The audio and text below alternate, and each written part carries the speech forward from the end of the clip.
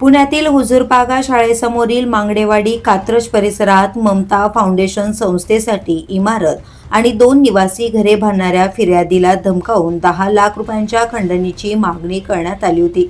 भीम संघर्ष संघटनेचे संस्थापक व अध्यक्ष विनोद निवृत्ती गायकवाड यांनी पुणे महानगरपालिकेकडे तक्रारी करून बांधकाम पाडण्याची कारवाई घडवून आणली। तसेच पुढेही तक्रारी करून सर्व बांधकाम पाडून टाकण्याची आणि जीवे मारण्याची धमकी देत 10 लाख रुपयांची खंडणी मागितल्याचा आरोप आहे। या प्रकरणात फिर्यादीकडून टायटन कंपनीचे घड्याळ गुगल पेद्वारे 10,000 रुपये तसेच संग्राम दत्तात्रय सोनवणे यांच्या गुगल पेवर 5,000 रुपये स्वीकारल्याचंही तपासात निष्पन्न झालंय।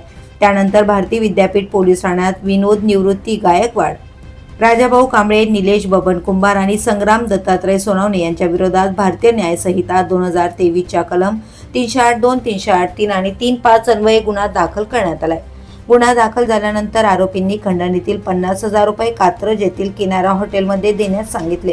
वरिष्ठ पोलीस निरीक्षक मानसिंग पाटील यांच्या मार्गदर्शनाखाली पोलिसांनी सापळा रचला। फिर्यादीला किनारा हॉटेलमध्ये पाठवण्यात आले। तेथे विनोद निवृत्ती गायकवाड आणि संग्राम दत्तात्रय सोनवणे हे खंडणीची 50,000 रुपयांची रोख रक्कम स्वीकारत असताना पोलिसांनी त्यांना रंगेहात पकडले। या प्रकरणात विनोद निवृत्ती गायकवाड, संग्राम दत्तात्रय सोनवणे, सुधीर मुकुट शेडगे आणि निलेश बबन कुंभार या 4 आरोपींना अटक करण्यात आली असून त्यांच्याकडून 7,09,850 रुपयांचा मुद्देमाल जप्त करण्यात आलाय। या गुन्ह्याचा पुढील तपास सहाय्यक पोलीस निरीक्षक गणेश मोहिते करीत आहेत। या आरोपींनी इतर कोणाकडूनही धमकावून खंडणीची उकळली असेल किंवा खंडणीची मागणी केली असेल तर संबंधितांनी तातडीने भारती विद्यापीठ पोलीस ठाण्याशी संपर्क साधून तक्रार नोंदवावी असे आवाहन पोलिसांनी केले आहे।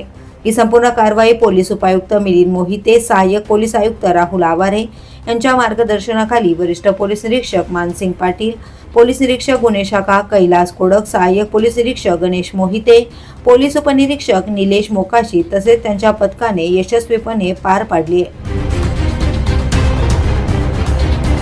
द पोलीस न्यूजसाठी सूरज माने, पुणे।